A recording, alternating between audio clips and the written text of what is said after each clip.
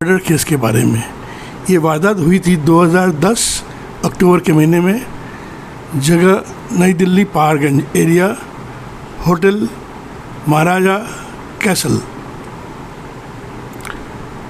Hotel महाराजा castle 207 number room में एक couple ने किराए में लिया, मतलब रहने के लिए आए।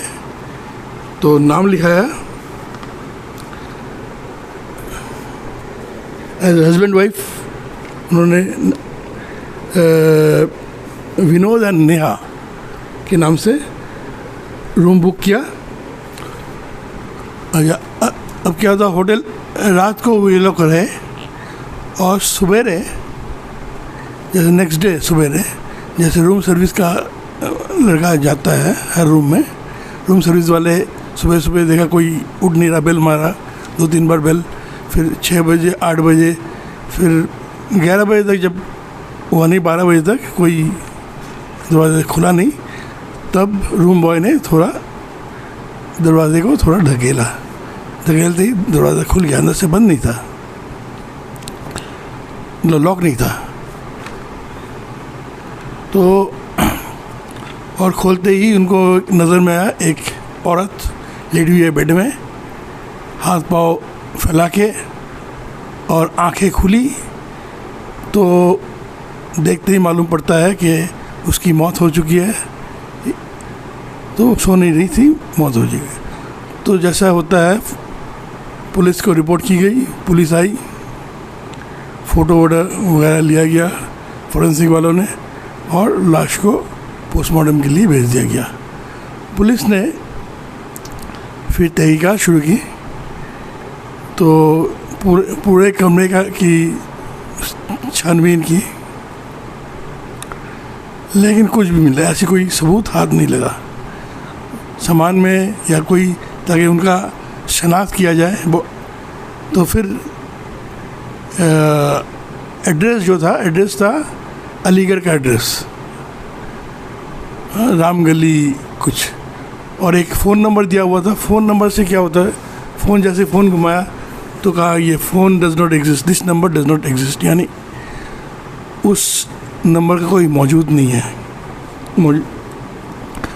फिर पुलिस वाले गए अलीगढ़ में, वहाँ जाके भी देखा कि एड्रेस फर्जी है, कि राम गली कुछ है ही नहीं वहाँ पे, और राम गली का नंबर भी जो दिया हुआ था 610 वो भी फर्जी।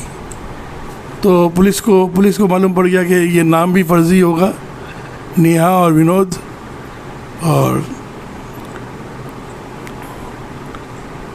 फिर दोबारा से जैसे तफ्तीश आगे बढ़ी, तो एक पूरी टेबल के ऊपर पूरी रखी हुई थी, पूरी 2-4 पूरी बची हुई पूरी, और कागज़ में लिपटा हुआ था। तो पुलिस इंस्पेक्टर के दिमाग में कुछ आया, सोचा कि उसने कहा उसके जूनियर से, इधर कांस्टेबल से बोला ज़रा लाना ज़रा। तो देखा एक जो कागज़ में लिपटा हुआ था, वो कागज़ था एक बिल, पेट्रोल पंप का बिल, ब्लैंक बिल, और एड्रेस था रेवड़ी हरियाणा, रेवड़ी एड्रेस, पूरा एड्रेस था वहाँ पे, नेशनल हाईवे 8 और शहीद विजेंद्र फिल्म स्टेशन, जो भी था पूरा एड्रेस ही था। तो पुलिस को लगा कि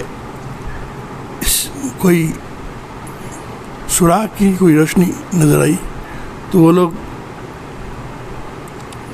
पहुंच गए, पुलिस पहुंच गई पेट्रोल पंप में। पेट्रोल पंप ढूंढना बहुत आसान था। फिर पेट्रोल पंप के मालिक से पूछताछ की, तो कहा वो मालिक, उसने बिल देखा, बिल देखने के बाद बोला बिल तो हमारा ही है, लेकिन ये जो बिल आपको कैसे ये बिल मिला, ये बिल तो अभी चालू ही नहीं, हमारे पास जो बिल है, जैसे उनके पास बिल होता है, वो लोग ख़त्म होने से पहले एडवांस में प्रिंटिंग प्रेस को बिल छापने के लिए बोलते हैं। कहते ये तो अभी तक हमें डिलीवरी हुई नहीं हुई, हमने इसका ऑर्डर दिया है लेकिन इसकी डिलीवरी हुई नहीं है। तो और प्रिंटिंग प्रेस पूछा प्रिंटिंग प्रेस का एड्रेस लेके प्रिंटिंग प्रेस पहुंच गए। फिर जैसे प्रिंटिंग प्रेस पहुंचे, उसका दुष्यंत, उसका मालिक, उससे पूछताछ की, आपके क्या है, ये बिल आपका है, ये हाँ हमारा है, लेकिन ये हमारे पास ये बाहर कैसे आ गई, ये ना तो पेट्रोल पंप में है, ये दिल्ली से हमको बरामद हुई है एक लाश के साथ। तो फिर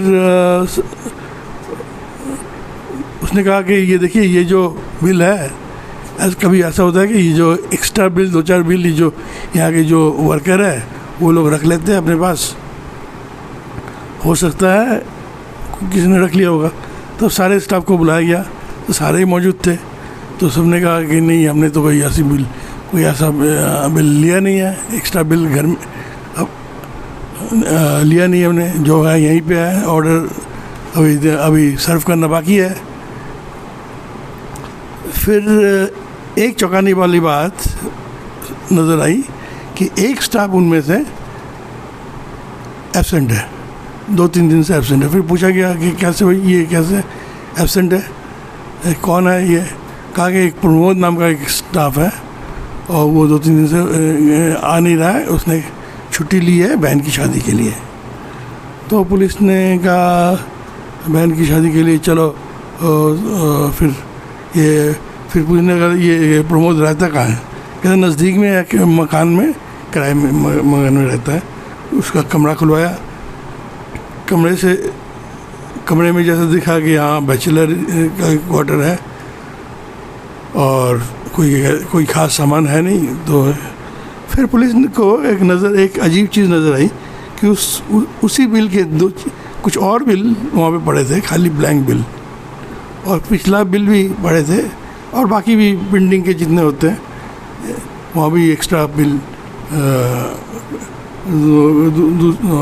उसके पास पड़े थे। तो पुलिस को मालूम पड़ा कि तो कुछ ना कुछ इसके साथ, इस कत्ल के साथ इसका नाता हो सकता है। एक और बात उन पुलिस को एक नज़र में आई कि फ़ोन बिल, पीसीओ का फ़ोन बिल, जैसे फ़ोन करते हैं तो पीसीओ वाला एक बिल भी पकड़ा देता है। तो उस फ़ोन बिल से पीसीओ का एक नंबर था, तो जो पीसीओ का बिल था वहाँ पे पहुँचे पुलिस। फिर पूछा कि भाई ये फ़ोन यहाँ से होता था, तो देखा एक ख़ास नंबर फिरोज़पुर पंजाब में एक फ़ोन किया गया था, उसी का बिल है। तो पूछा भाई ये क्या है? कहता हाँ यहाँ आता था प्रमोद, वो फ़ोन करता था यहाँ से। तो पुलिस को ऐसा लगा कि फिरोज़पुर जाना पड़ेगा, फिरोज़पुर की इसका सुराग कुछ फिरोज़पुर से है। फिर फिरोज़पुर पहुँचे उस पीसीओ में जहाँ से फ़ोन रिसीव किया गया था।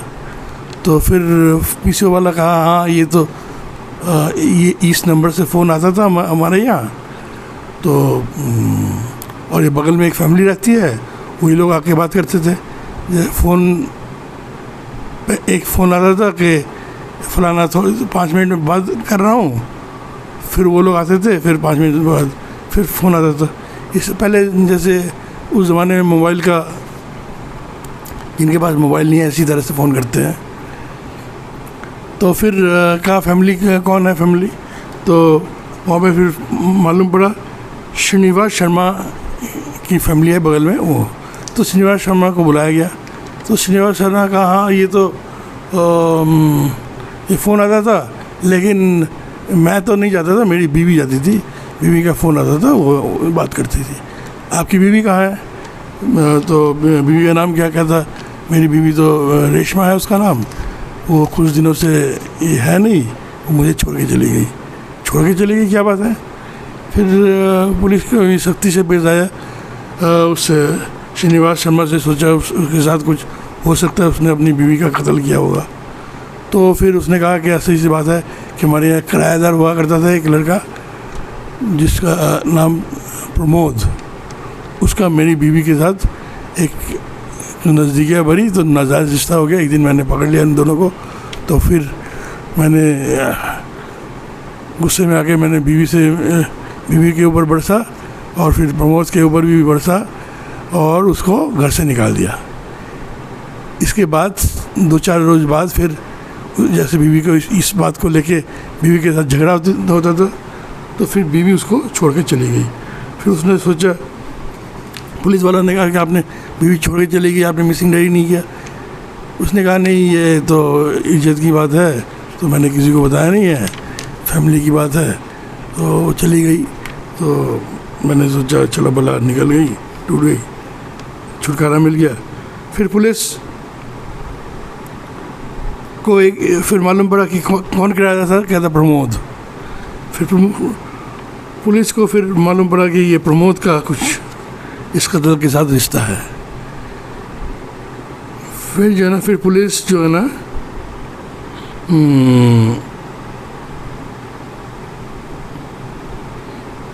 अच्छा, फिर पुलिस फिर रेवड़ी आई पुलिस। फिर मालूम पड़ा कि प्रमोद की यहाँ कुछ दिन से कोई औरत रह रही थी उसके साथ। फिर दोनों फिर प्रमोद अपनी बहन की शादी में चला गया और दोनों चले गए शादी में, फिर लौटा नहीं है अभी तक। तो कहाँ बहन रहती है? रेवड़ी नहीं एटा, सॉरी एटा में रहती है। तो पुलिस वाले फिर अब लगाया, अपना जाल बिछाया मुखबर के ज़रिए, इन्फॉर्मर के ज़रिए। फिर जैसे ही प्रमोद आया, उसको दबोच लिया गया और उसको फिर दिल्ली लेके आई पुलिस। तो दिल्ली लेके आने के बाद जैसे उसके साथ सख्ती से पुलिस अपनी तहकीकात की, मतलब ग्रिलिंग की, तो फिर प्रमोद टूट पड़ा और सारा कुछ बोल दिया। फिर बोला सारी बातें। उसने कहा कि ऐसी ऐसी बात है, तो मेरे साथ नज़दीकियाँ हुई थी, तो फिर मेरे पास आके रहने लगी रेशमा। फिर उसकी डिमांड आहिस्ता आहिस्ता उसकी डिमांड बढ़ने लगी, इधर लेके जाओ, उधर लेके, इधर जाना है, उधर जाना है। और उसकी आमदनी उतनी थी नहीं कि उसकी डिमांड पूरी कर सके, उसे घर में भी पैसा भेजना होता था। तो इसके ऊपर से रेशमा शादी के लिए उसके ऊपर जोर देने लगी। तो फिर उसने एक प्लान बनाया कि इससे कैसे उससे छुटकारा मिले। तो फिर उसने किया, उसी ने फिर पहाड़गंज होटल महाराजा कैसल में कमरा लिया, बुक किया 210